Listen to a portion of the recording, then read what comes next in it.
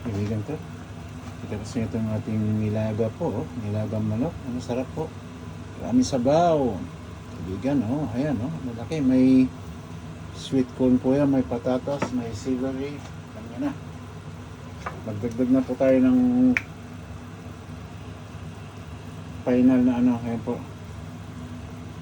Garlic o onion powder. Okay po yan. Sugar ulit po. Sinakukulangan tayo. Yan.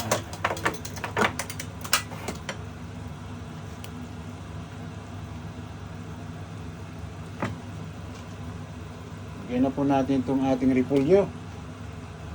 Lalagablab na repolyo ko. Marami repolyo po ito. Ayan, kaibigan. Tulig-tulig pa. Ayan. Itong repolyo natin nabili po, dalawang klase ito. Ayan, yung isa may green na green. Ito namang isa is puting-puti ba? Mistisa sa morena tawag dito. Naging green ang morena pala. Ayan po. Pasensya na, papatawa lang ako. Ayan po. Ayan, kaibigan. Luto natin kalam po kasi marami itong gulay. Nakita niyo po, nawala na yung karne kasi nasa ilalim na po. Yan, kaibigan. Ayan mo lang siyang kumulo, di ba kaibigan? Yan.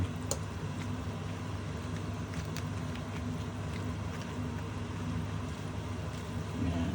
Yan, pagkulo ng 3 minutes, tapos.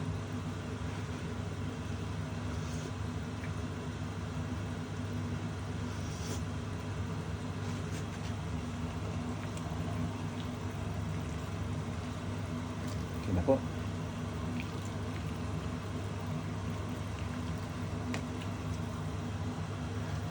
Buksan natin apoy. Mabilis kaibigan. Para yung kulo niya is mabilis ang kulo. Ayan. Pero kung kulo na yan, siyempre pag nilagyan ng kasi po yan, yung stop yung kulo process niya dahil hindi malamig yung gulay, ganun po. Ayun.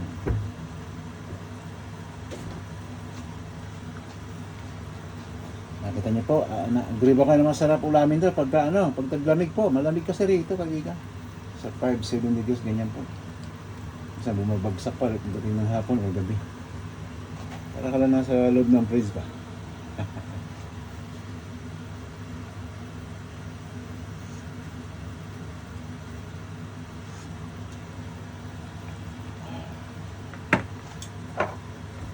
Ayos.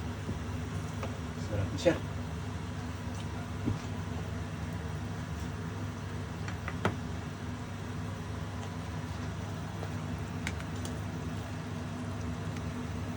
Ayan, kaibigan,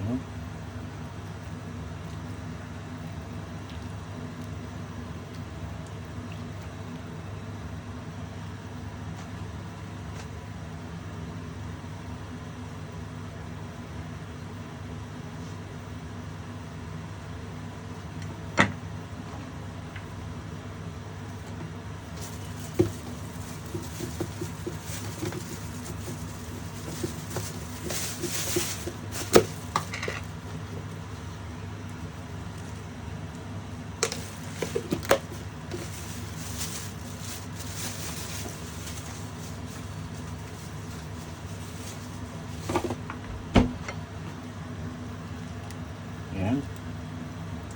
Good na ito kaibigan, very good na.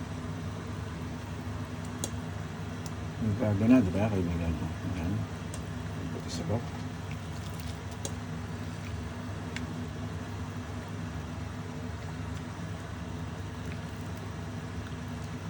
So, kaibigan, mamaya kain po tayo. Maraming salamat muli po sa inyong panonood. Gandang tanghali, magandang hapon, magandang gabi sa ating lahat po. Kasama kayo sa ulit ng mga